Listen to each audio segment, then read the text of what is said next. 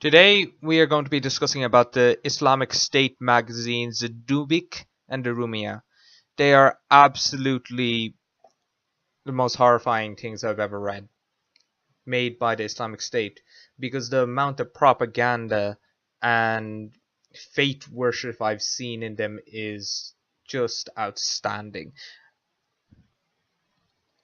It's quite an odd situation for me because in school I always read about the propaganda that is used by people in this day and age and how people just believe it blindly during certain dictatorships, like, for instance, Mussolini and the people of Italy. But is now, this is being used every single day by the Islamic State and to gain more funders and more people to join their cause. But the contents of it is something special, to be honest. First, we're going to discuss about the Dubik, issue 4, where they talk about how Islam promises the Islamic State on winning, that they are promised by Allah that they will win no matter what cause, no matter what defeat, no matter what anything, and they will win against the quote unquote filthy house called the White House, and they will quote unquote end the lie called the Western civilization. And another line that is thrown throughout the whole magazine that I've read a few times throughout the magazine: we will conquer your Rome, break your crosses, and enslave your women. They are very pro-slavery. It is seen quite a lot through the magazine. One of the most oddest aspects I saw about the magazine was how they basically talked about how they want fear to go through the people of Western civilization, how they know that people are afraid of them, they know that people are continuously afraid at home, they know that people are scared in homes. There's even a little paragraph made by the spokesperson saying that we know that you're scared and we are winning because of that. We raid you and you won't raid us. That's another quote by them.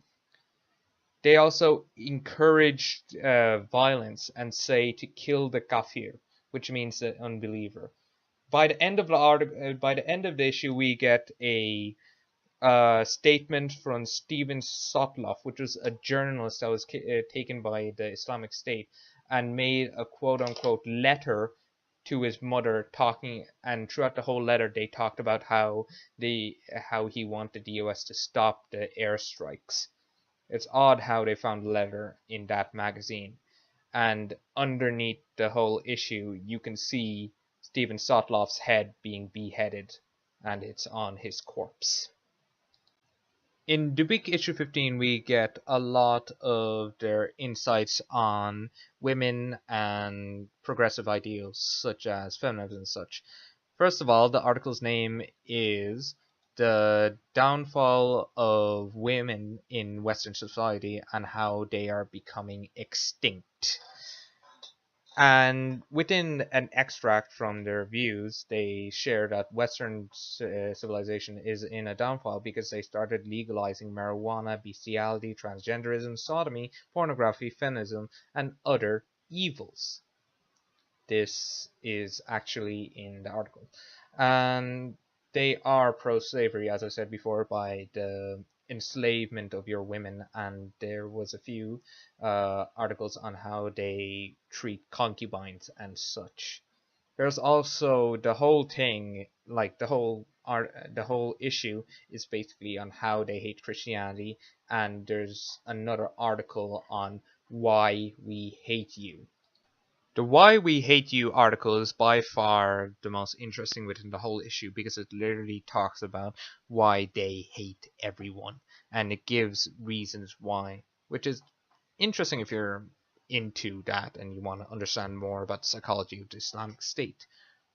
Now we're going to be discussing about the Rumia. The Rumia is the updated version of the Dubik. It's the new one after the Dubik was, I'm assuming, cancelled. The Rumia is much worse than the Dubik in that it even tells you about some tactics to do and encourages you to do more violence than in the Dubik. Like, for instance, they say that to steal from the kafirs because it is halal. Kafirs mean disbelievers. This, and they say to try and attack large supermarkets and such like that, so steal from them. They also have a few articles on like the illnesses of people and how to keep healthy. Within that article, they talk about the youth, and you should teach your youth to believe in Islam more before you get old, so we have more believers and such. Now we are going to be discussing about Rumia issue 9. This is, as far as I know, the latest version of the Rumia, and I don't want to discuss the whole issue. I just want to discuss a certain part of it. The part I want to discuss is about the just terror tactics.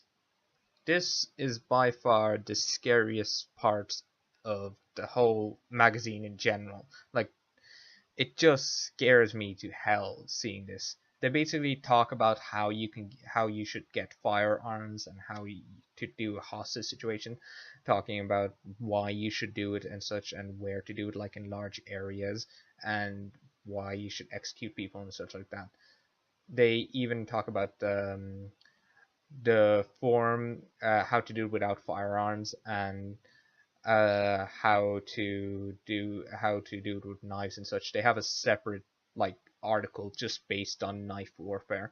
They even discuss about how you can get yourself a hostage, such as placing a false ad or doing a apartment for rent and such. They even tell you about certain locations and why you should do it. They are basically encouraging kidnappings and killings because in within a magazine, and this is going out everywhere. This is They have it translated to French, English, German, and Arabic. Now, I wouldn't have a problem if this is just staying within the country, but this is going within the Western civilization as well. This is going out towards all of Europe, all of America, probably through the mosques and such. And I would be scared for one thing, talking about this.